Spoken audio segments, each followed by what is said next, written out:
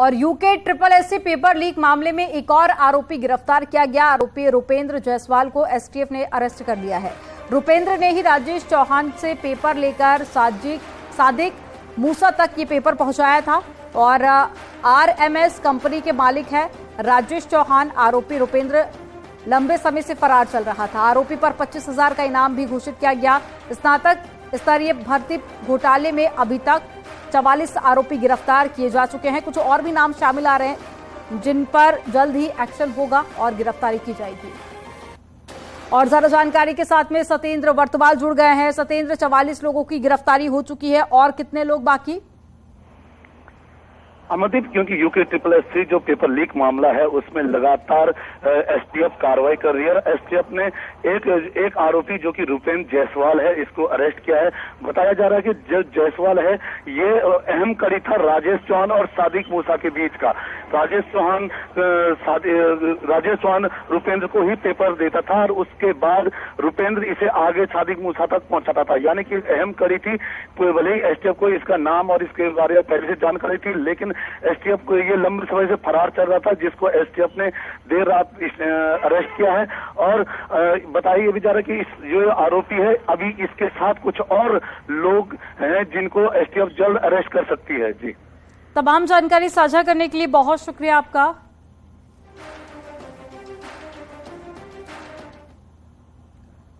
केदारनाथ धाम के कपाट 25 अप्रैल को श्रद्धालुओं के लिए खोले जाएंगे। वहीं 21 फरवरी से चारधाम यात्रा के लिए रजिस्ट्रेशन भी शुरू होगा। पहले चरण में 2 धामों यानी कि केदारनाथ और बद्रीनाथ के लिए रजिस्ट्रेशन होगा और चारधाम यात्रा के रजिस्ट्रेशन वेबसाइट, व्हाट्सएप के साथ में टोल फ्री नंबर और साथ ही एप्लीकेशन के जरिए भी आप कर सकते हैं। और इसके लिए एक नंबर भी जारी किया गया है। नंबर है 8394833833।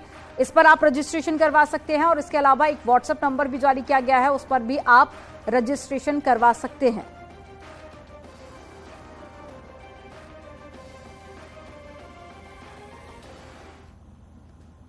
उत्तरकाशी के यमुनोत्री धाम की पैदल यात्रा मार्ग पर जल्द रोपवे का निर्माण काम शुरू हो जाएगा। पर्यटन विभाग ने इसकी टेंडर प्रक्रिया पूरी कर ली है और कई सालों से कुछ टेक्निकल खामियों के चलते रोपवे का काम अभी तक अटका हुआ है और वन भूमि की मंजूरी नहीं मिलने के कारण रोपवे निर्माण अभी तक अटका हुआ है। अब खरसाली में यमुनोत्री रेलवे की राह में वन भूमि की अड़चन भी दूर हो गई है, तो अब जल्द ही रोपवे का काम शुरू कर दिया जाएगा।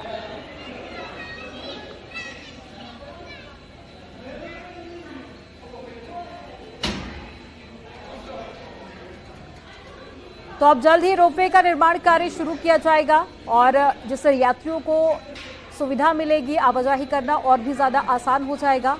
तो 5 किलोमीटर पैदल यात्रा नहीं करनी पड़ेगी लोगों को और कई लोगों को इसका सीधा फायदा मिलेगा। मोड पे बन रही है तो इसमें एक अनुमानित लागत 300 करोड़ का एक अनुमानित लागत अभी बताई जा रही है लगेगी।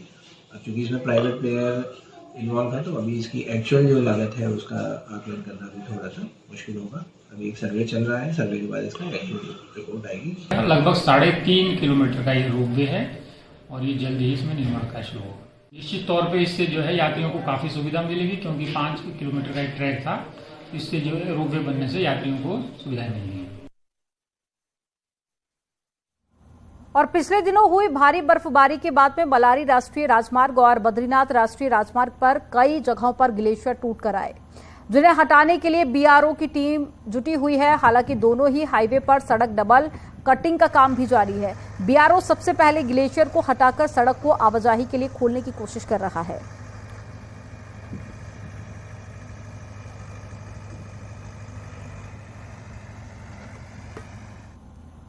उत्तराखंड में गर्मी के लिए ऑरेंज अलर्ट जारी किया गया। अगले 48 घंटे में तापमान बढ़ने का ऑरेंज अलर्ट जारी किया गया है और मौसम विभाग की तरफ से चेतावनी भी दी गई। कई जिलों में 28 से 30 डिग्री तक तापमान जा सकता है, तो वहीं पहाड़ों में सामान्य से 10 डिग्री ऊपर तक तापमान रहेगा। जोशीमठ, उत्तरकाशी, पिथौरागढ़ में भी तापमान वृद्धि का पूर्वानुमान है।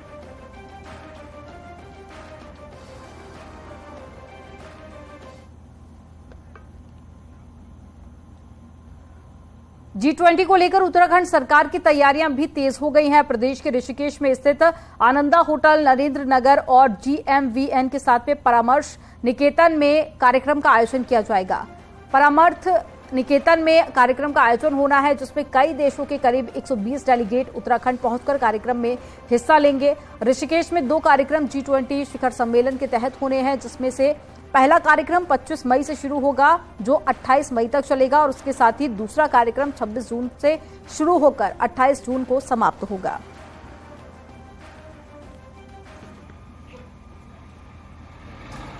विजिट है G20 का, उससे रिलेटेड हमारे एरिया में पौड़ी गढ़वाल के क्षेत्र में परमार्थ के आसपास का जो क्षेत्र है उससे रिलेटेड डिफरेंट डिपार्टमेंट्स को हम लोगों की तरफ से डायरेक्शंस भी दे दिए गए हैं, DPR भी सबमिट हो रही हैं और हम उम्मीद करते हैं कि मतलब टाइमली हम अपने प्रोजेक्ट्स को कंप्लीट करके उस एरिया को ब्यूटीफाई करके एक प्रॉपर मैसेज G20 में दिया जा सके।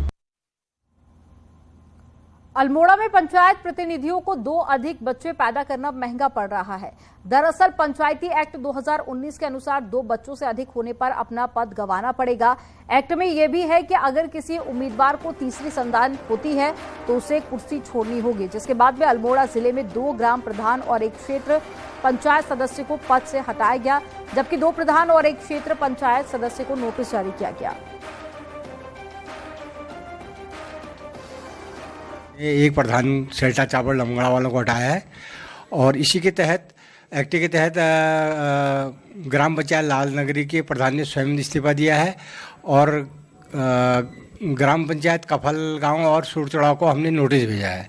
ये तो प्रधानों की स्थिति है। और क्षेत्र पंचायत सदस्य में ग्राम पंचायत डोल के जो क्षेत्र पंचायत सदस्य लमगड़ा ब्लॉक के उन्होंने इस्तीफा दे दिया है और विकासखंड सल्ट के कफलटा के जो क्षेत्र पंचायत सदस्य हैं उनके 3 बच्चे होने पर उनको भी नोटिस जारी किया है। जब इलेक्शन लड़ रहा है उसमें 2 बच्चे हैं उसके या 1 बच्चा है तो इलेक्शन जीतने के बाद अचानक जुड़ा बच्चे हो जाते हैं, तो ऐसे उसमें प्रधान की क्या गलती है? और ये बहुत गलत निर्णय लिया गया है सरकार द्वारा, इसको वापस लेना चाहिए और प्रधान को अगर वो चुन लिया गया तो उसको 5 साल का कार्यकाल पूरा करना देना चाहिए।